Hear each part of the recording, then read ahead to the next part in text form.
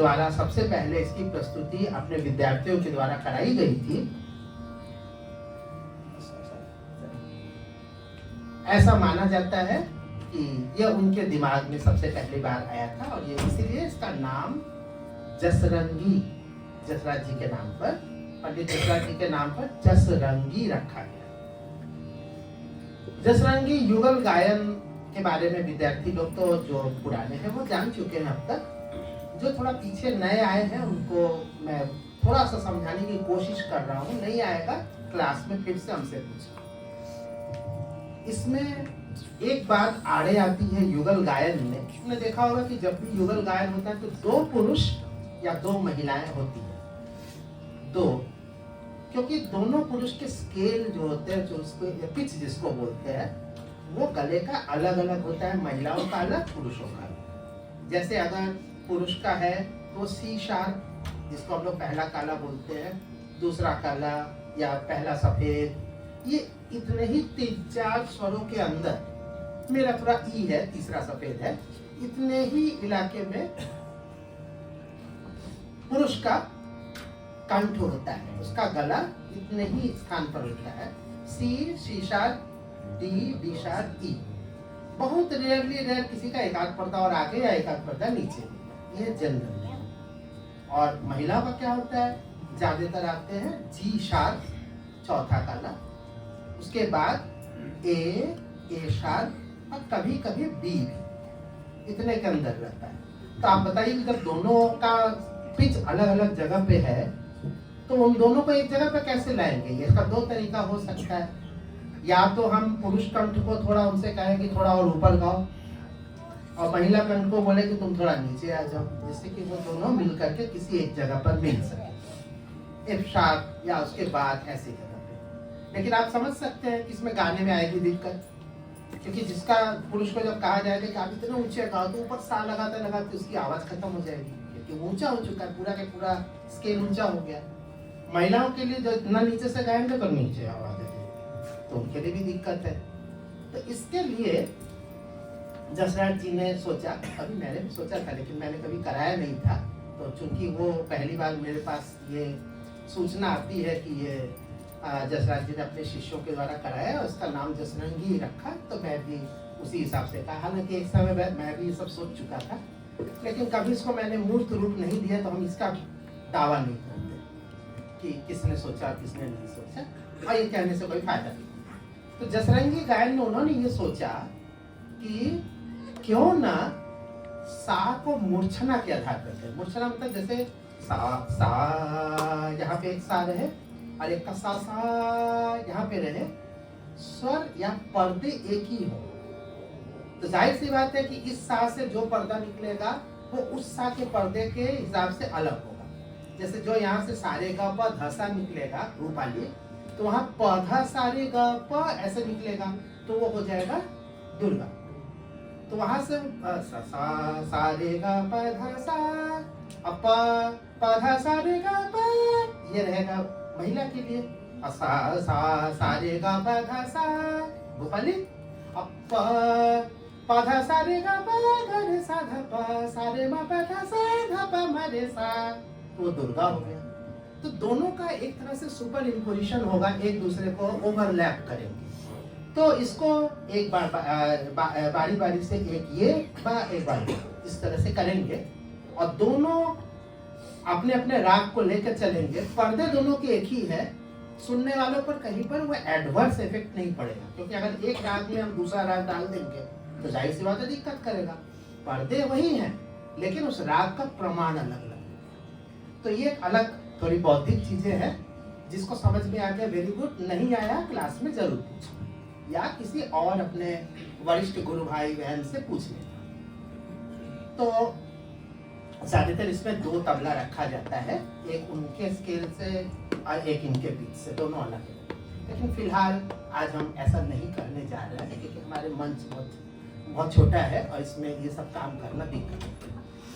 खैर इतनी टेक्निकलिटी जानने की जरूरत नहीं है सबको, गाना सुनने के लिए इतना टेक्निकल होने की आवश्यकता नहीं होती है। आप सुनेंगे तो आपको उतना ही आनंद आएगा, और उसको आप संगीत के नाते ही आनंद लीजिए। आपको बहुत समझदारी दिखाने की जरूरत नहीं है, जिसको समझ में आ रहा गुड, नहीं आ रहा तो भी ठीक। जैसे आपको अगर कोई एक भोजन मिला तो आप उसके कौन सा किस चीज से बना है ये बिना जाने भी खा सकते हैं, आनंद आएगा। जान के भी खा सकते हैं, तो जान के भी खाइए चाहे बिना जान के खाइए, आपको आनंद मिलेगा। तो इसी आनंद का यहाँ पे लेने के लिए हम लोग यहाँ पे बैठे हैं। अभी हम लोग अच्छा, ये सारे राग में तो हो नहीं सकते, हमको देखना पड़ता है सा म से कौन सा राग निकल रहा है, म सा यानी साप से कौन सा निकल रहा है। तो ये सब ना पहले से काफी सोच विचार करके रागों के पेयर तय किए जाते हैं। तो सबसे पहली प्रस्तुति हमने प्रियांशु घोष और प्राप्ति पुराणिक का करवाया था बहुत पहले। इन दोनों की प्रस्तुति एक बार मैंने कराई, इसी आधार पर संभवतः कलावती आभोगी का था वो। बाद में एक समय जब कोविड आ गया तो ऐसे ही एक रक्षाबंधन के आसपास दोनों भाई बहन का रखा गया था। अभी इसने याद भी किया कि कुर्ते का रंग गुलाबी था, तो उस वाले में क्या रहा, दुर्गा और धानी और मालकोस। धानी और मालकोस, धानी एक राग है, मालकोस एक राग है, दोनों मूर्छना में आते हैं। इसी तरह से और उसके बाद फिर चंद्रकोस और मधुकोस। किसने किया था? ये मैं आपने और दीदी ने किया था और मैंने और प्रियांशु भैया ने किया। अच्छा, तुम और प्रियांशु घोष ने भी किया था और मैंने और डॉक्टर रागिनी सर ने भी किया था। इसके अलावा तोड़ी हमने हाँ तोड़ी और ललित भी किया था। हम दोनों ने भी किया। अच्छा, तुम लोगों ने भी किया था तोड़ी और ललित। अचानक से मैं पहुंचा अमेरिका और वहां पर जाकर के गाना होने वाला था, इनका भी गाना था, मेरा भी था और इनका सितार था। तो हमने कहा कि ऐसा करते हैं, चलो हम लोग दोनों मिलकर जसरंगी गाते। वो एकदम से अचानक चौंके, बोले हम तो कभी तैयारी इस तरह से तैयारी करके तो हम लोग आए नहीं, मंच पे बैठ चुके, ऐसे बैठ चुके, ये हुआ कि शुरू करना है। हमने कहा चलो एक ही साथ गाते, क्या अलग अलग गाना है। अचानक से शुरू हुआ। कौन से दोनों राग थे? पहले दिन था धानी मालकोस, धानी मालकोस, और जे के घर में प्रोफेसर जे के घर वो था चंद्रकोस और मधुकोस। चंद्रकोस और मधुकोस। हाँ, तो ये सब अलग अलग समय पे हम लोग करते गए। इन सब चीजों से थोड़ा मजा आता है, सुनने वालों को थोड़ा अपना अलग आता है, हम लोग को एक अलग चीजें मिलती हैं। तो आप इसका आनंद लीजिए।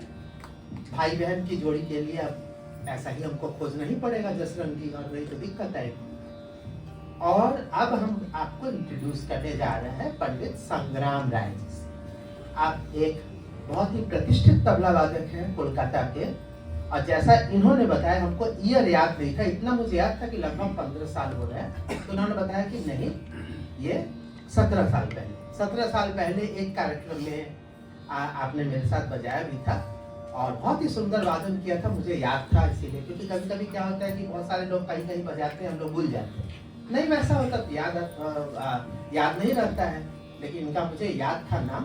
तो जो गोस्वामी जी ने बताया कि संग्राम राय जी बनारस आ रहे हैं, तो बताते ही मुझे स्मरण आ गया कि हाँ, ये मेरे साथ करीब बहुत पहले बजाए थे, 1.5 दशक पहले। तो बहुत ही खुशी है, आपका बहुत बहुत स्वागत हमारे यहाँ पे शिल्पाएं।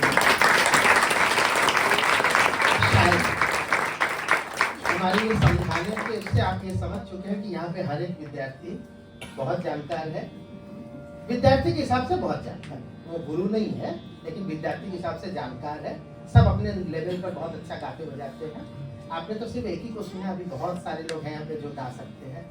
और ये सारे लोग छोटे बड़े सभी विलंबित से द्रुत से सारे रागों से बहुत वाकिफ है, काफ़ी कुछ सुनते रहते हैं। यहाँ पे कार्यक्रम बहुत होता है और आपका बहुत बहुत स्वागत है। आज इन उनके साथ मेरे पुत्र डॉक्टर शुभंकर डे और मेरी पुत्री जयंतिका। आपके भाई बहन है? जो भाई सीखता हो बहन नहीं सीखती, जो बहन हो भाई नहीं सीखता है? किसी घर में ऐसा नहीं है जो कि दोनों सीखते हो? तुम लोग भाई हो, बहन तो है नहीं? कोई है क्या? कोई नहीं, दुर्भाग्य।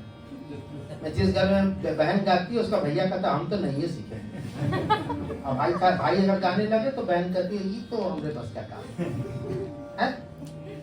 कैसे है? तो चलो अच्छा, मिशिका तुम जो है डॉक्टर शुभंकर डे का माला अर्पण करो।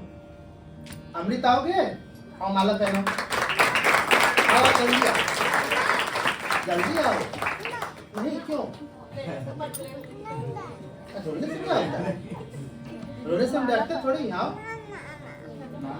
ना ना, ये हमारे सबसे कनिष्ठतम विद्यार्थी हैं। ये सीखते हैं, ऐसा नहीं है कि नहीं सीखते। और अब किसका बच गया माल्यार्पण में? सबसे छोटे में से कोई है? अंततः जा रही है समृद्धि के पास। चलो समृद्धि जायसवाल जयंती का बेटा डॉक्टर शुभंकर डे, जैसा कि आप लोग जानते हैं, काशी हिंदू विश्वविद्यालय यानी बीएचयू में सहायक आचार्य यानी असिस्टेंट प्रोफेसर। जानते हैं, जब तक अंग्रेजी ना बोला तब तक समझ में नहीं। स्टेशन में उतर के बोला कि काशी हिंदू विश्वविद्यालय चलोगे? सब रिक्शा वाले ने कहा नहीं काशी। तो किधर बोला, क्या रे यार तुम कहाँ है, मालूम है कि नहीं? बोला नहीं हमको पता नहीं। बोला बनारस में तो बीएचयू नहीं मालूम? तो बोला हिंदी में बोलिए। हिंदी में बोलेंगे तब ना समझ गया, काशी हिंदू विश्वविद्यालय अंग्रेजी तक। तो सहायक आचार्य यानी असिस्टेंट प्रोफेसर है, हिंदी में बताया मैंने। तो बीएचयू में असिस्टेंट प्रोफेसर है म्यूजिकोलॉजी के, यानी संगीत शास्त्र। तो आज दिन भर वही व्यस्त थे, अभी थोड़ी देर पहले आए हैं। और जयंती का दिन जैसा आप जानते ही हैं, ये सभी लोग शिल्पायन के अति परिचित लोग हैं। और आज ये युगल गान प्रस्तुत करेंगे और हारमोनियम पर इनकी जद्दोजहद में बेचारे पिसेंगे सैंडविच की तरह श्री हर्षित उपाध्याय। उनके लिए आसान है कि पर्दे सेम है, लेकिन तुरंत तुरंत राग का स्वरूप बदलेगा, तो देखना है बाजुओं में जोर कितना।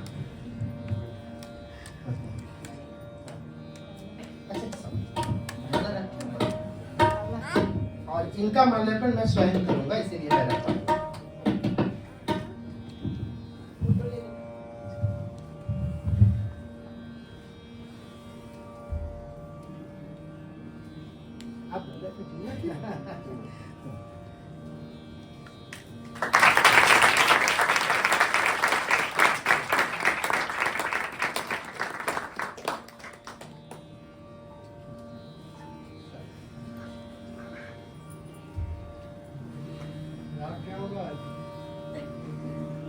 ये खुद ही बताइए। अच्छा लगा, आप सितार से रिलेट करेंगे।